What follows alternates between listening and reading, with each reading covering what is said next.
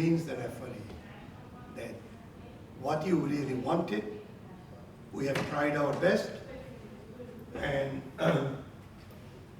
what we tried our best, and if we could not do this, the reason behind not. Okay? So that will be most likely the second session. The first session, I'm not going to take much time.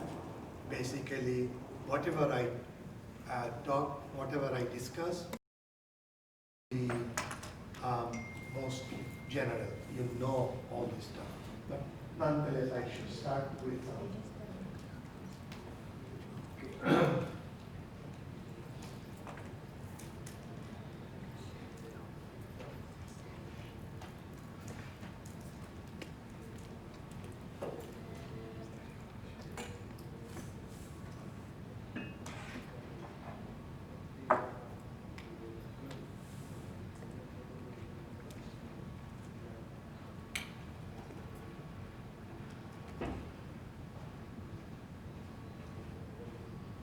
okay, let's talk about about half an hour, the first part, and then when you move to the second part, I'll give you or two papers. You remember that in the plenary session, we talked about 3 projects. I'll give you 2 projects we submitted to journals. We heard from the journals, and how we are going to tackle those referee reports. That would be more ideal for the workshop, right? So, realistic approach rather than I talk about something, and then you say, oh, we knew this stuff. Okay? So, most of you are already finished PhD, is it? Ashu? And I know professor there will be able to also help me, and this work they're doing very tough publications, so they will be also participate. If I sidetrack some of the issues, that would be good. So most of us, when we start our academic career, or even when you finish your PhD, you would be really asked, what are you currently doing? What is your plan for the next 5 years? Most of the interviews, I have been to many interview selection committee, and some of the selection committee member would ask invariably that, okay, what are you currently doing? What is your PhD? What did you do in the PhD thesis? And what are you going to do in the next few years? Okay? And that is very much common nowadays, because when somebody is employed at the university, obvious the selection panel is more concerned. It's just one of something, whether that particular person has interest, long-term interest to remain in academia and become successful. Because most of the universities are really keen to see their academic staff develop. Very important that university just employ somebody and not to really fire in the next year. Okay, they would like to support, they would like to give resource possible. That's why most of the universities have a program they call ECR, emerging researcher, career researcher. So those who are already not career emerging or early career researcher, mid-level researcher, the support mechanism is less for those mid-range academic and also senior academics. The ECR are provided a lot of support, including establishment allowances. So that's why the question would always be that short-term goals, how are you going to achieve within the next 2 to 5 years, and long-term career goals to achieve within the next 10 years, promotion to levels associate professor and professor. So most of the time, the first one, the short-term career goal, that will be raised in your job interview. Okay? So now with these 5 years, if it is asked, what are you going to do?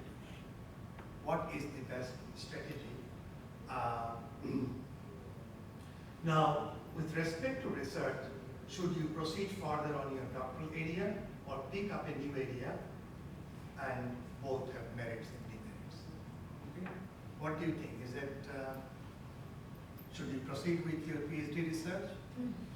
Or you move to some other area that you find immediately interesting and move away from your PhD?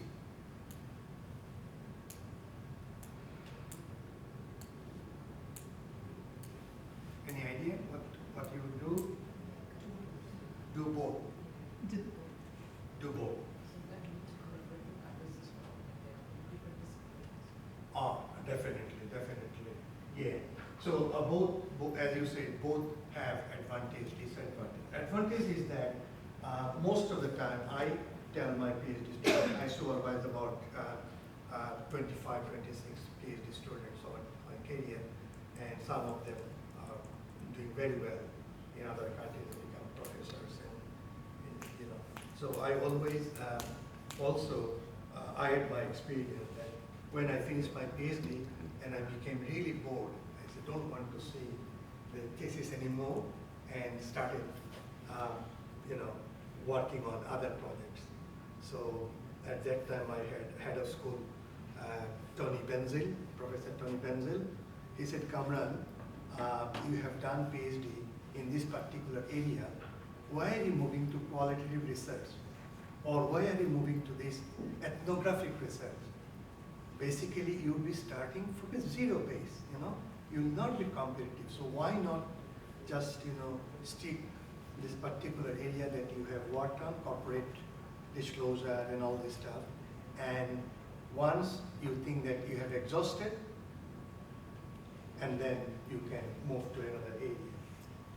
The moving to another area, as I said, it's very much time consuming to get to the publication stage, because you lose the advantage of having 3 or 4 years you have spent on your PhD thesis. So you are the best person, you are the most knowledgeable person in that particular area. If you work on Indonesia, Malaysia, or international, you are an emerging expert in that particular area. This is very much, you know, a reality, right? So if you move to another one, and there's another barrier. It could be something if you find some colleague in your department and wanted to work something on different area, that is also. But when you pick up the new area, it, you know, most of the time when we do PhD, we start thinking, oh, I should be doing this, I should be doing this, I should be doing this. And most of the time, my PhD student, they come, you know, Kamran, I like to do this work. I like to do this work. It's so interesting. And my responsibility, and I feel, you know, obliged, is to really set the boundary.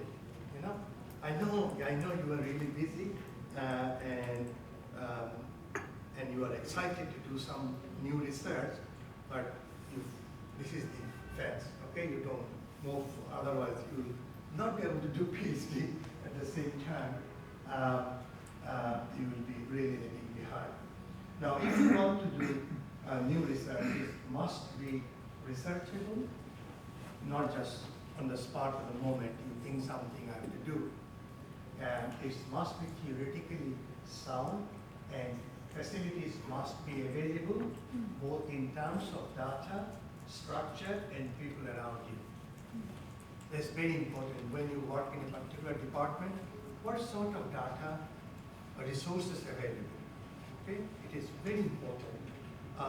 When I was young, just finished my PhD, and I've been thinking a lot of things using US data, but I didn't have the access to the databases.